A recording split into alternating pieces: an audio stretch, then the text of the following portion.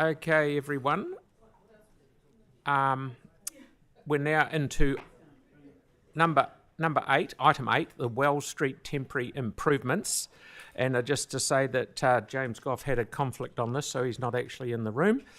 And I would like to, from the chair, move option 2. And Jake will second option 2. Staff, could you tell us anything you'd like to tell us, please? Kia ora, my name's Laura, this is Corin, and we've just got a really quick intro. So the report today is seeking approval to deliver temporary improvements and parking changes to Wells Street in the central city. Wells Street has a vibrant concentration of hospitality, offices and services. There are 110 homes in the Atlas Quarter development, with further developments on the north side of the street.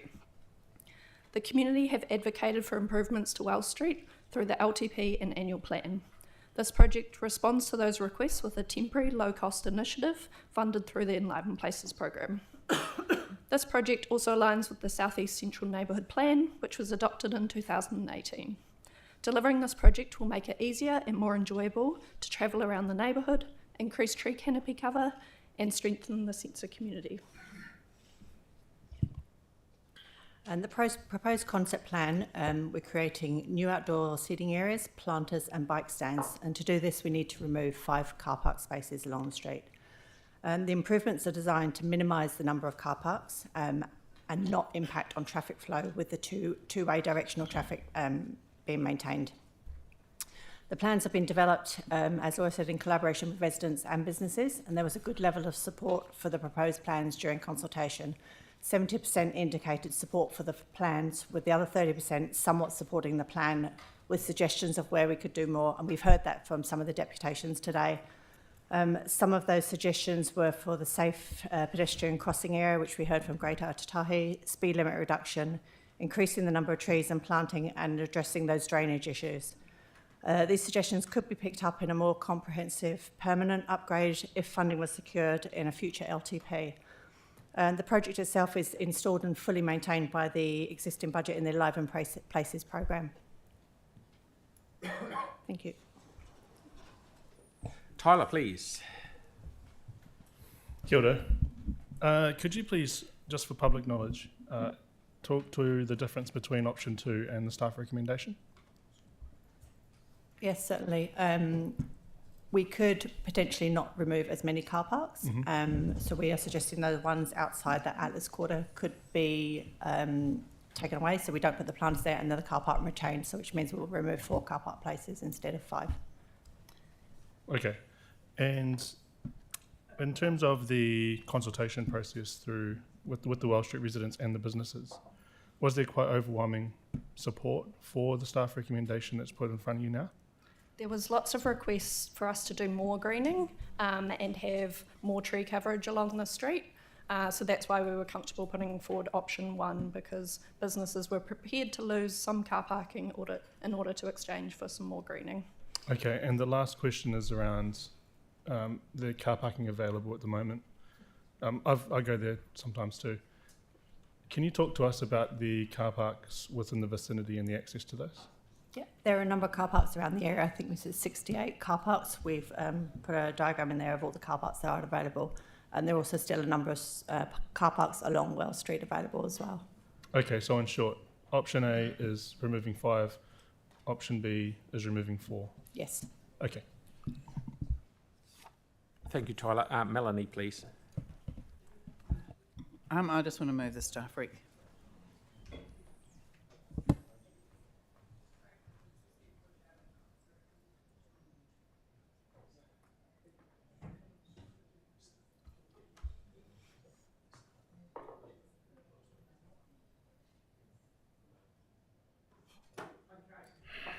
So, just to put everyone in the... Yanni, please. Yeah, thank you, and thank you for the work. I just see under section 5 that this is funded through the Enliven Places program capital and operational budgets, and it's got funding allocated. Are you able just to give us a sense of what other projects? Like, I'm just trying to understand what's in that current project. I did put this question through. Are we able to understand what the list of projects are within that budget, and then what the impact is of funding this project and how much that leaves for unallocated other projects? Yeah, so the Enliven Places capital program has around 300,000 per financial year, and we plan projects that meet our regeneration priorities. So currently we're delivering projects in the central city and suburban areas. And every year we do some planning and come up with those projects. So this financial year it's fully allocated. So what are the other projects within this funding? I don't have a full list of the projects in this funding. So how do we sign off at a governance level of how this program budget is allocated to what projects? So this is reported annually through central city reports and suburban reports, and through the unit update as well. Brenda, did you want to just speak to the other projects? Kia ora koutou, I'm Brenda Joy. I manage the Enliven program and work with these wonderful colleagues to help with the delivery. This year, as Laura mentioned, we do have some central city priorities where we're working through our projects, which you will see later in our reporting, but at the moment we're planning creative lighting for Press Lane behind connecting Worcester and Gloucester Street.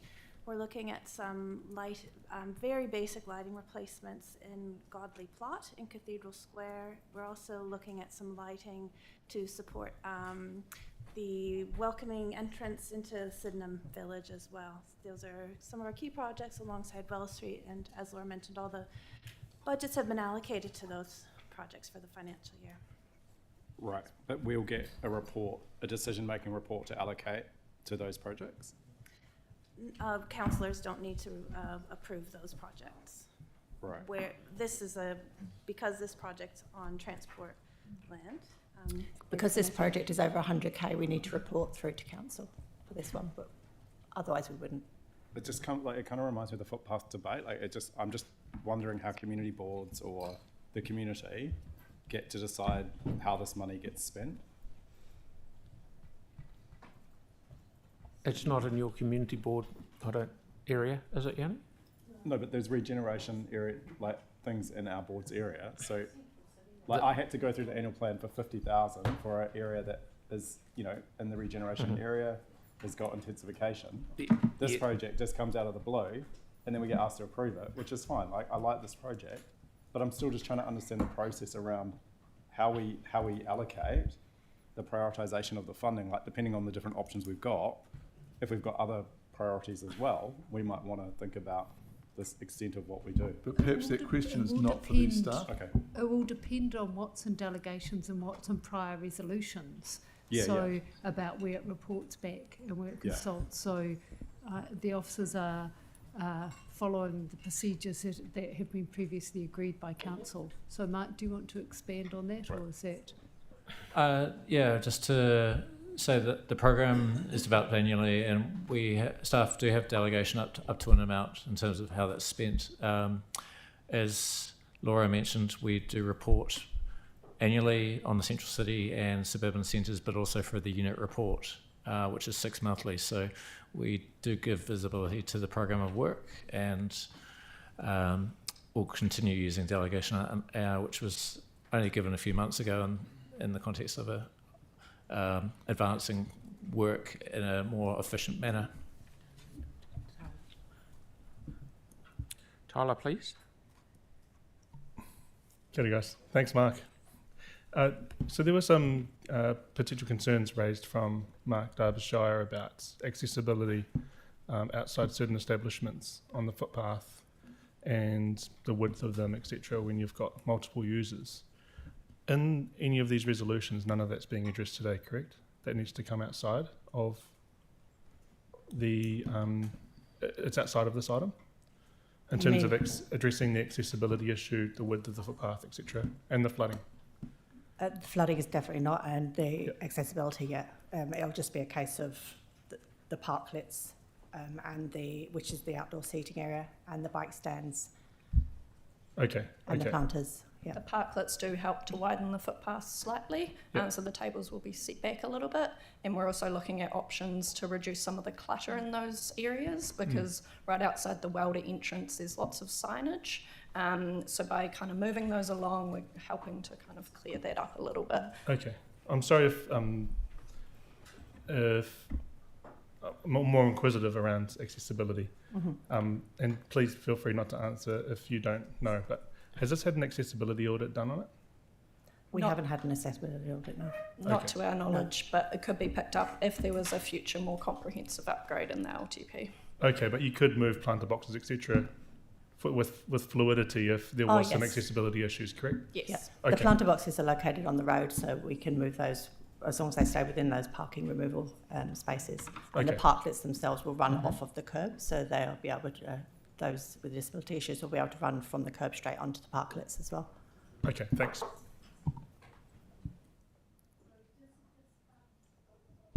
Because we don't have the resolutions ready for option 2, we are suggesting we leave this lying on the table at the moment and see if by the end of the meeting we can get them ready and come back to this paper. So, move So on to... through the Mayor, I do have those resolutions now. I can change them. We don't have them up here, Yeah. and we haven't Okay, checked I them.